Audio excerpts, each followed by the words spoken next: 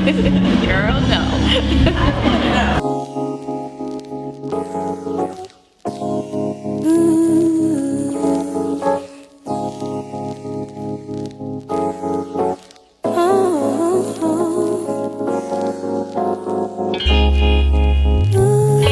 Musically, I think my life experiences, because I'm more than a musician, I think I'm more so a writer. And then I became a musician later on after I found the gift of being able to sing. But I think my life experiences influence more than anything, whatever it is. It feels good, it feels bad, my reality.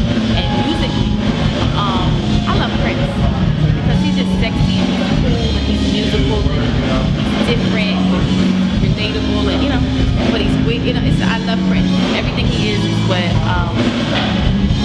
I like trying to inspire to be, but not be like.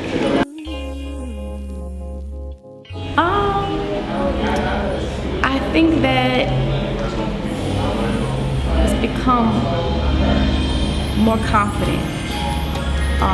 Even though the writing style was extremely confident in the beginning, the musical approach that I would take when I went into the studio, or how much I would offer and believe in my opinions, changed. And so it's become a little bit more confident. And so I think it's grown like me. It's grown into a more confident woman. We could use a little bit better writing subliminally, being a little bit more creative with the approach of how we talk about whatever it is, because like some of the approach of talking about the sex at this point is not so creative, so it's like, I get what you're saying, but can we just take a different approach to it? I think musically we're doing really well though, because soul to me is starting to come back into R&B, which I really love that part. I just want to feel in any music. I don't care if it's soul music, R&B, I just pop, rock, whatever. I just want to feel some sincerity. That's it. And so I want to put more. I think the more we concentrate on just making good music and not what's going to happen, but there's an indie scene going on that makes it just so much more different and refreshing, because it's like we don't really have much. We're just making music because we want to make music and we want to tour and blah blah blah, and you're doing it for the love of it, and that's coming out in the music. Then there's a more commercial side of it, but I think that indie scene will eventually influence that. So ultimately we're in a good place, I think. Sincerity. I think I'm very unfiltered, and I'm Teedra. I never think about any type of competition, so I make sure I'm trying to just give you who I am, because I feel like I'm only competing with myself. So hopefully that's something I leave, that authenticity. If someone else comes, you can say, oh, it sounds like it reminds me of whatever, but it's never the new, because I'm only me, and it's gonna be that. I can't be anybody else. Writing period is just one process of vibing. If I'm writing to a track, then I'm vibing with the track and I get involved in that. If I'm just writing from scratch, then I'm just zoning and kind of getting in your zone and connecting with whatever you're feeling at that moment. If a song turns out to be a song someone else wants to take, that's great, but I don't tend to write for people. I just tend to write a song. I used to do that, but it kind of annoyed me after a while and I didn't like it. So now I just write. Like, it's like a painter. Some painters are commissioned, they can do commission work. Some can't. So some just wake up in the morning and paint. And whatever it is, and if somebody like it, they take it. And that's kind of how I do it, even with myself.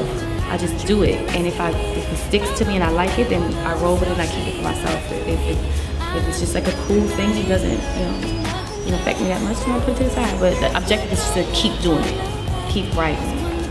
Like, it could just be like right now, I could just be thinking something.